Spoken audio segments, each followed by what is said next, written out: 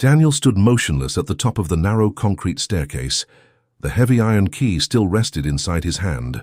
Only one word had been engraved into the cold metal: basement. Behind him, apartment 406 had disappeared. The impossible hallway was gone. The old elevator no longer existed.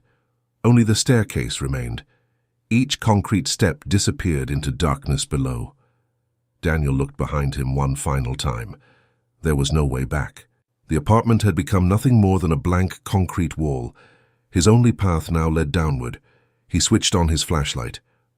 The narrow beam revealed damp concrete walls, stained by decades of moisture. Old pipes crossed the ceiling. Drops of water echoed somewhere below. The silence felt heavier with every step. Daniel slowly descended. The air became colder. The smell changed. Dust, old paper, rust, something else. Something impossible to describe. The staircase continued much farther than it should have. Ashbury Apartments only had 6 floors. Its basement should have been directly beneath the building. Yet Daniel had already walked for several minutes, still. The stairs continued downward. Finally, they ended. A long underground corridor stretched ahead. Rows of dim industrial lights glowed weakly along the ceiling. Most flickered constantly. Some had already burned out. Metal doors lined both sides of the corridor. Every door carried a white number: B01, B02, B03. The numbers continued farther into the darkness. Daniel approached the nearest door. It was locked. Small scratches surrounded the handle. Someone had tried opening it many times. He continued walking. Door after door appeared exactly the same. Everyone remained locked. Everyone showed signs of desperate attempts to enter. Near the end of the corridor stood one final steel door. Unlike the others, it carried no number, only a faded warning sign. Authorized personnel only. The same words from apartment 406 returned to his mind. Don't make the same mistake. Daniel examined the lock. The iron key fit perfectly. He stopped. Something inside him whispered that once this door opened, nothing would ever be the same again. He hesitated. Then a faint sound came from behind the steel door. 3 slow knocks. Knock, knock, knock. Daniel stepped backward. His heartbeat echoed inside the empty corridor. The knocking stopped. Silence returned. Then a voice quietly spoke through the steel, barely louder than a whisper. Daniel. He froze. The voice sounded strangely familiar, not frightening, almost comforting, like someone he had known for years. He slowly moved closer. Who's there? Several seconds passed. Then the same voice answered, I've been waiting. Daniel tightened his grip around the iron key. Who are you? Another pause. You. The corridor suddenly became colder. Every ceiling light flickered at once for a brief moment. The steel door reflected Daniel's flashlight, instead of his own reflection. He saw another man standing behind him. Daniel spun around immediately. The corridor remained empty. No footsteps, no movement, only locked doors disappearing into darkness. He looked back at the steel door. His reflection had returned. His breathing became heavier. The voice spoke again. You've already opened every other door. This one is the last. Daniel stared silently at the lock. What happens if I open it? The answer came almost immediately. You remember. Knock's heartbeat silence. Voice comforting, familiar. Reflection, empty corridor cold. Last door opened memory. Those 2 words unsettled him more than anything else. Remember what? Ashcroft House, apartment 406, the notebooks, the photographs. Everything had revolved around forgotten memories. Daniel slowly inserted the iron key into the lock. The mechanism moved effortlessly. Almost. As though it had never rusted. Before he could turn it completely. Another sound echoed through the underground corridor. Not from behind the steel door. From somewhere much farther away. Hundreds of metal drawers, opening simultaneously, one after another. The sound rolled through the darkness like distant thunder. Daniel slowly turned his flashlight toward the corridor behind him. Every numbered door now stood slightly open, just enough for complete darkness to be visible inside. Then, without warning, every door slammed shut at exactly the same moment. The blast echoed through the underground passage. Dust fell from the ceiling. The lights flickered violently. Daniel turned back toward the steel door. Someone had slipped a thin folder beneath it. There had been no gap beneath the door only seconds earlier. He bent down carefully. The folder felt old, very old. Across the front cover, faded black letters had been stamped decades ago, Subject 217. Daniel's heart stopped. He had seen that number before. Storage Unit 217. Daniel stared at the faded folder without moving. The words stamped across the cover seemed impossible. Subject 217. The same number had started everything. Storage Unit 217. Ashcroft House. Apartment 406. Nothing had been random. With trembling hands, Daniel opened the folder. The first document inside was surprisingly clean. No dust, no stains. As though someone had placed it there only moments ago. Across the top of the page appeared a title. Observation report below. It stood a date. October 14th, 1998. Daniel frowned. He had been only 6 years old. The report described a young boy entering a public park with his parents. Every movement had been recorded. The exact time he arrived. The exact bench where he sat. The exact moment he fed the birds. Daniel's breathing slowed. He remembered that day. It had been one of his earliest childhood memories. He turned the page. Another report. Different year, different location. His first day at school, the teacher's name, the classroom number, the backpack he carried. Everything matched perfectly. Another page, his graduation, another, his first apartment, another, his first job. Every important moment of his entire life had been documented, not described from memory, observed, watched. Daniel searched the pages desperately. Who had written them? Every report ended exactly the same way. Observer unknown. He continued reading. The reports became more recent. The handwriting never changed. Every page remained perfectly identical. Cold, precise, emotionless, almost scientific. Then Daniel reached today's report. His hands froze. The paper described everything that had happened only hours earlier. Ashcroft House, the forbidden room. Apartment 406, the impossible elevator. Even his conversation with the mysterious older version of himself. Everything had already been written before it happened. Daniel looked toward the steel door. The voice behind it spoke again. You understand now. Daniel shook his head. No, I don't. The voice answered calmly. You have been observed your entire life.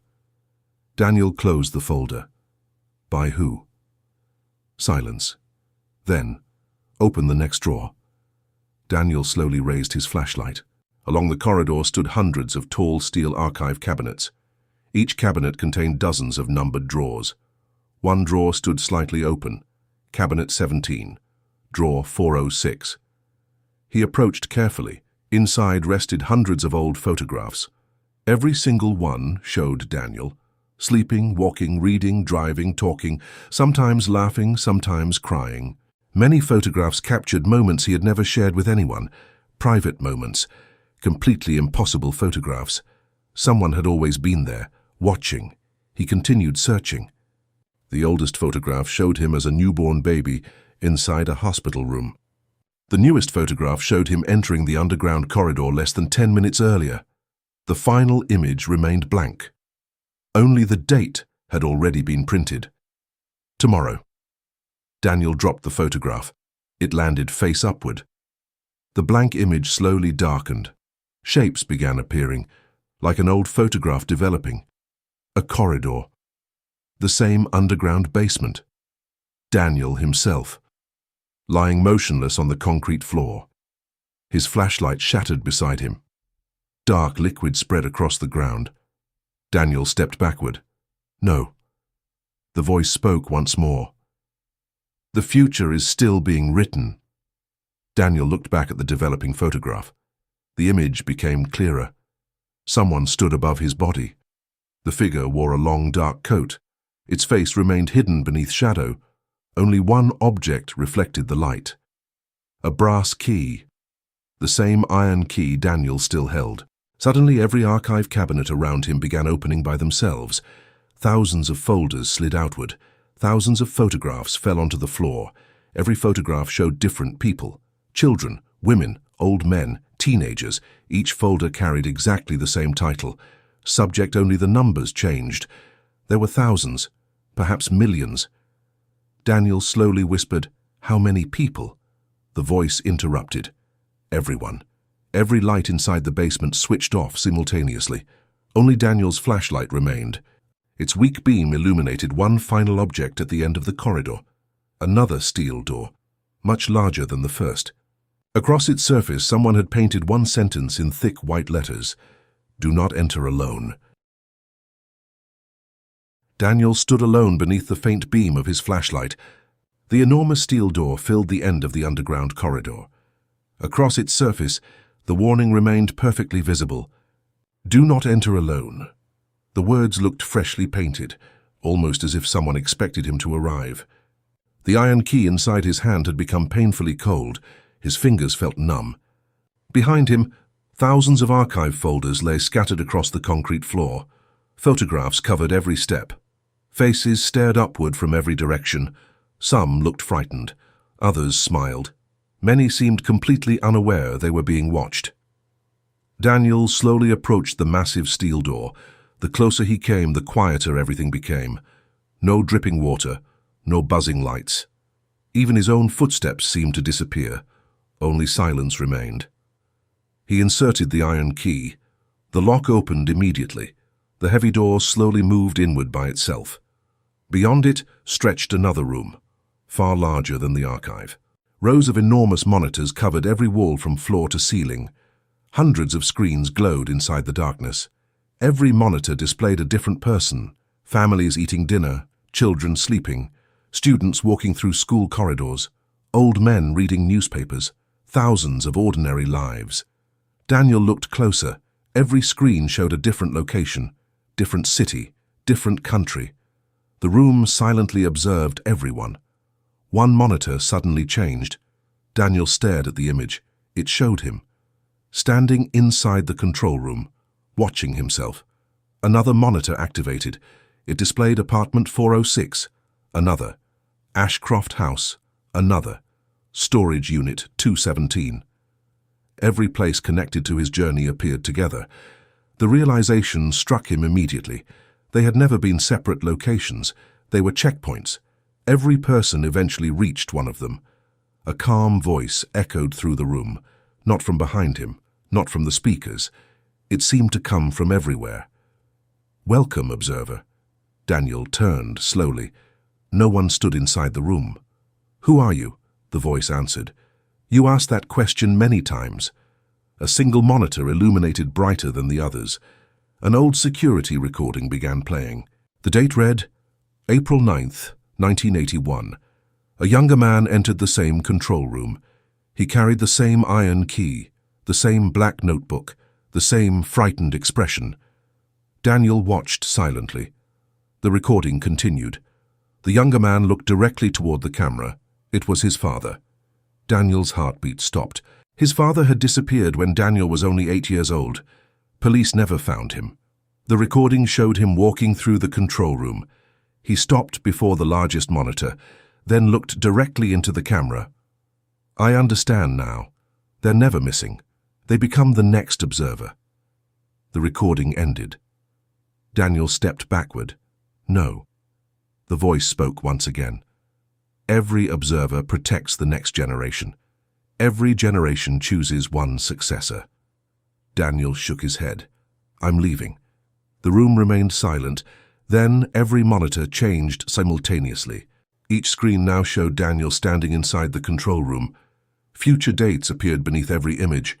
Tomorrow, next month, next year, 5 years, 10 years, 20 years. On every screen. Daniel grew older. Exactly like the man he had met inside apartment 406. The cycle had never ended. It only repeated. The black notebook lying on the central desk slowly opened by itself. A fountain pen rolled across the surface. The blank first page filled with fresh handwriting. Observation report. Subject unknown. The pen stopped. Waiting. Daniel understood. The room would not force him.